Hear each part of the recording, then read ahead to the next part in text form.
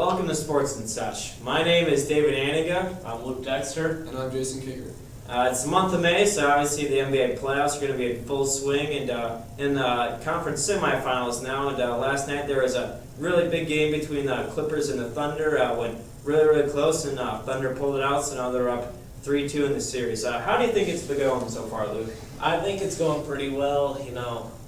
Honestly, I think the Thunder could have won the series by now because last game they were up by 15, and then they had a terrible fourth quarter, and the Clippers ended up winning it 101-99. It's just the play of Kevin Durant and Westbrook has been good. Just give the ball to Durant. He's our MVP. It's my favorite player right now. Go Durant. Yeah, it's just been a really entertaining series. I mean, you got Durant, Westbrook, and then going up against players like Chris Paul and Blake Griffin. It's just been a really entertaining series. I mean, it's basically what the NBA playoffs are all about. Mm-hmm. I'll be really interested to see how this series winds down. If you didn't see this, that made the top play. It was Thabo Sefolosha dunking on DeAndre Jordan. It's usually DeAndre Jordan dunking on the other player, so that's pretty cool. Yeah, the Clippers, they had the lead for most of the time, then OKC stormed back and eventually took it. The most surprising part about that dunk was that Sefolosha is normally not known for his dunking and isn't very big, and DeAndre Jordan is over 7 feet tall and just pure muscle and jumping ability, so it's very rare to see him get dunked on. Yeah, so that's what's happening like the main series in the Western Conference. But in the Eastern Conference, you got the Indiana Pacers. I mean, I don't even know what's happening to them. Like one game, they're like destroying the Wizards, and then last game they lost like 102-79 and got out rebounded by 30. I mean, what do you think's going on with them right now? I don't know. It's just after the trade deadline, they got rid of Danny Granger. He's been their main player, cornerstone for 9 years. I think it's a chemistry problem. I think Evan Turner, he's kind of a troublemaker, and that's who they brought in. I think that's their biggest problem, and Roy Hibbert hasn't been producing very well.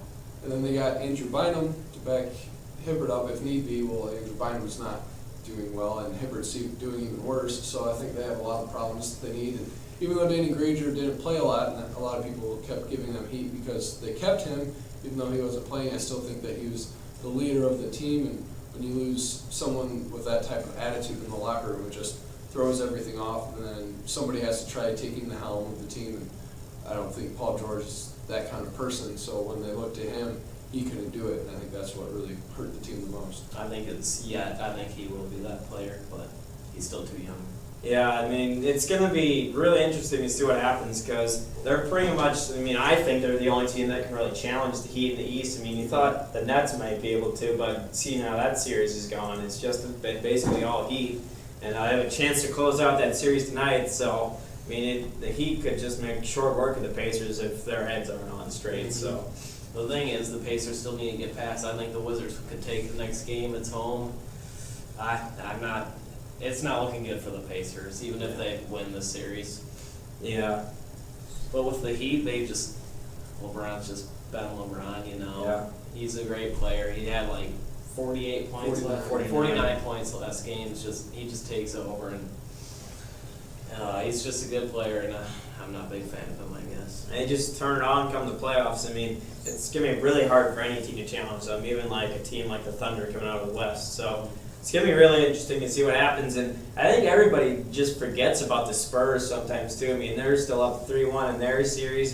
They've been around forever, but they're still winning games. And, they almost won the NBA Finals last year. They should have. Yeah, it's just that shot by Ray Allen. So, yeah, I think really it could be basically almost any team still.